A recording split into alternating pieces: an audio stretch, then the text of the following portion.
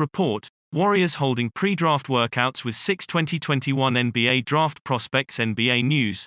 League announces key dates for 2021-22 season. Colin Cowherd praises Chris Paul as Suns take 2-0 lead over Nuggets. You get CP3, UW and the HERD. NBA Twitter talk and Olympic gold medalists Carly Lloyd and Gabby Douglas. 2021 NBA playoffs getting a new wave of teams with a chance of winning the NBA Finals. Nuggets Nikola Jokic becomes lowest drafted player to win NBA MVP. Report: Knicks could have interest in John Wall trade with Rockets. Raptors coach Nick Nurse on why Kawhi is so dangerous in playoffs, talks CP3 and Nets success. The Herd. Chris Broussard lists 3 reasons why LeBron James is the most disliked NBA player. Undisputed opinion.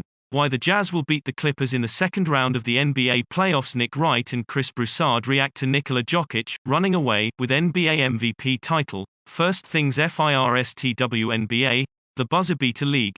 Skip Bayless, Stephen A. Smith. NBA analysts line up to praise Kevin Durant. Herd hierarchy. Colin Cowherd ranks the top 10 players remaining in the NBA playoffs. The Herd. Unlike when they played in the NBA postseason bubble last season, the Los Angeles Clippers have shown resiliency, a willingness to fight and an ability to make adjustments. But just like when they played in the NBA postseason bubble, the Clippers will likely end their current season much earlier than expected with a second-round playoff exit. Through both the ups and downs of their 117-111 Game 2 loss to the Utah Jazz on Thursday, the Clippers displayed 2 qualities that should leave them feeling both inspired and frustrated. They should feel inspired they can punch back. They should also feel frustrated they cannot deliver both a lethal first jab and a devastating knockout punch. No doubt, they will try. After all, the Clippers already overcame an 0-2 first-round series deficit against the Dallas Mavericks. Who's to say they cannot do it again beginning with Game 3 on Saturday in LA at Staples Center? Based on both history and logic, that scenario won't happen. No team in NBA history has ever overcome multiple 0-2 series deficits in the playoffs. And there is no reason to think the top-seeded Jazz will become that first NBA team to appear in the history books for the wrong reasons. They weren't ranked number 1 in the West for no reason. This is a tough team. But we're approaching this the same way Dallas was, Clippers forward Paul George said. As good as they're playing and as tough as this matchup is, we still feel like there's moments throughout this game and this series that we're making plays that are self-inflicted. It's a lot of uphill. But we're optimistic that we can get this under control. Perhaps that is enough for the Clippers to win Game 3 or 4.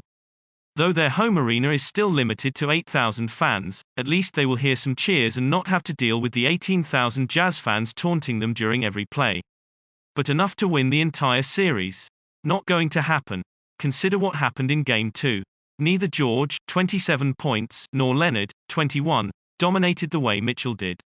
As much as Clippers reserve Reggie Jackson deserves praise for becoming Mr. June, 29 points, it's not an encouraging sign he outperformed the Clippers' star players. While the Clippers struggled from deep, 11 of 30, they appeared just as uncomfortable with defending the Jazz on the perimeter, 20 of 39. This is not about the Clippers shrinking under pressure. Leonard fought through foul trouble.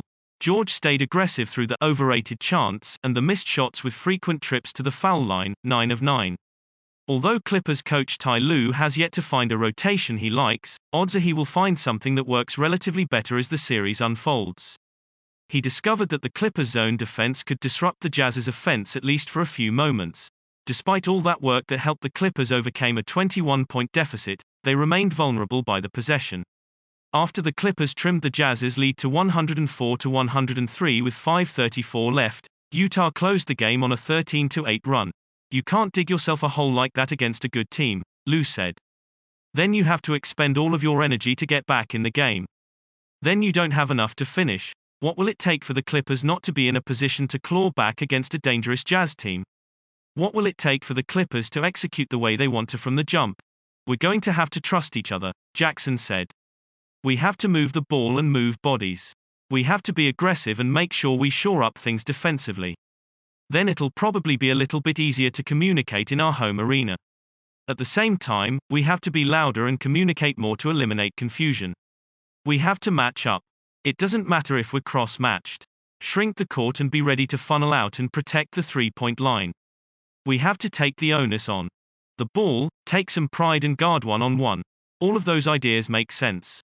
The Clippers can talk about those concepts more in film sessions and in walkthroughs.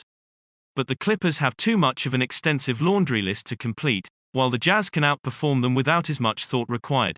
That might not sit well with a Clippers team that had championship aspirations ever since signing Leonard and acquiring Leonard 2 summers ago.